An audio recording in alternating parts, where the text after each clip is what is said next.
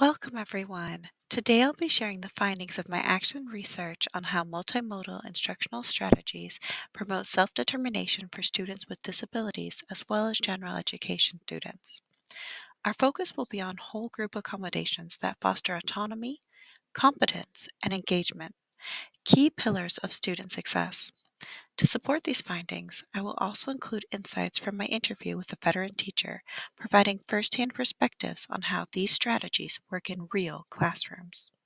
In education, we often discuss individualized accommodations, but what if we designed whole group strategies that benefit all students?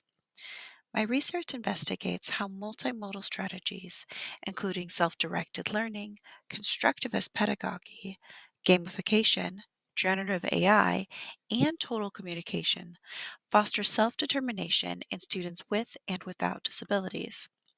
This aligns with self determination theory, which emphasizes autonomy, competence, and relatedness as key motivators for learning. A veteran educator I interviewed reinforced this idea, explaining how their classroom setup encourages student input in lesson planning, allowing learners to express their interests, preferences, and needs.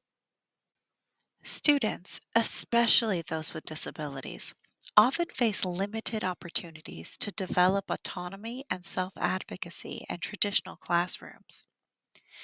Teachers recognize the benefits of student directed learning, but many struggle to implement multimodal strategies effectively. My interviewees shared how differentiated instruction and choice based learning are highly beneficial, but my survey showed that teachers often lack training in integrating these approaches effectively. The following research addresses the gap between theory and practice by examining teacher perceptions and identifying supports needed for successful implementation. Now that we know the problem, we need to narrow down into a few research questions. How do teachers perceive the impact of multimodal instructional strategies on student self determination? What challenges do teachers face when implementing these strategies? And what professional development supports are needed to ensure effective use of multimodal instruction?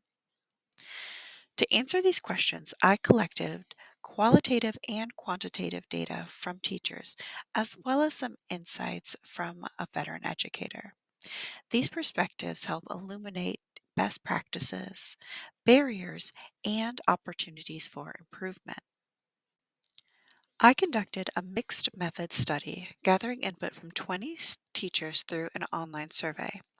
Responses provided both numerical ratings and an open ended reflections on their experiences with multimodal strategies.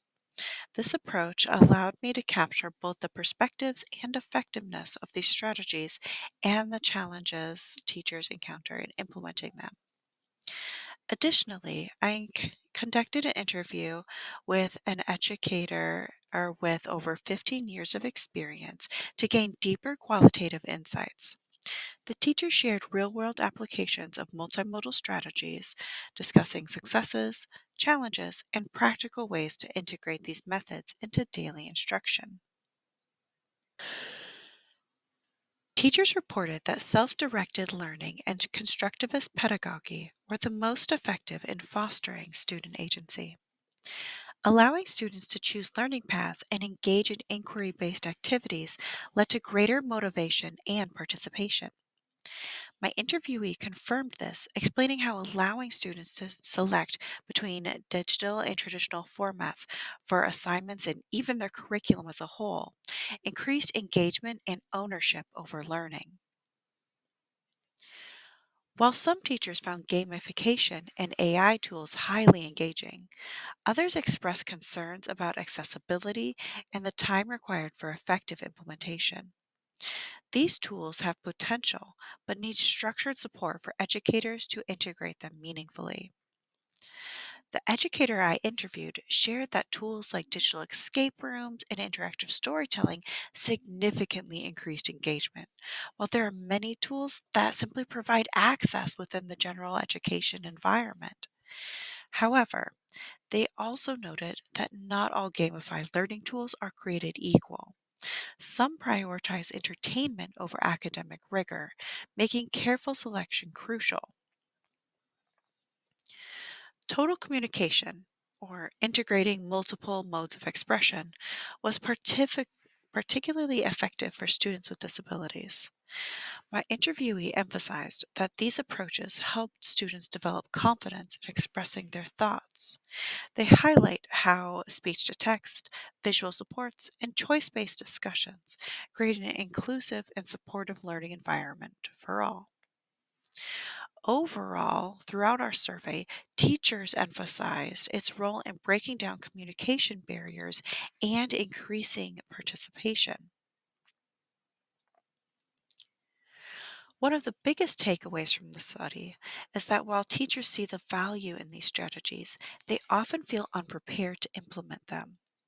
Many requested hands on training and real world examples to bridge the gap between theory and practice. My interviewee echoed this concern, explaining that while they had informally learned to integrate multimodal instruction, they were also relying on peer and parent experiences. In summary, this research shows that multimodal strategies hold great potential for fostering student self determination, but their success depends on teacher preparedness. My interviewees stressed that when students are given choices in learning, they not only become more engaged, but also more self confident and have a greater sense of responsibility for their education. To create truly inclusive and engaging classrooms, we must invest in targeted professional development that empowers educators to use these strategies effectively. Moving forward, professional development should emphasize interactive, hands on training. Schools should also provide flexible framework to help teachers incorporate these strategies into their existing practices. My interviewee highlighted the importance of collaboration.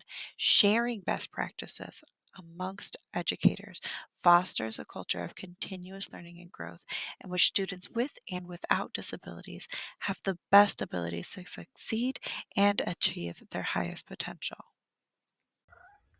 I appreciate your time. I encourage you to reflect on how you can incorporate these strategies in your own teaching practice or that of your district. If you'd like to explore this research further, please see the following resources used in informing and guiding the research. I look forward to hearing your thoughts. Thanks for watching.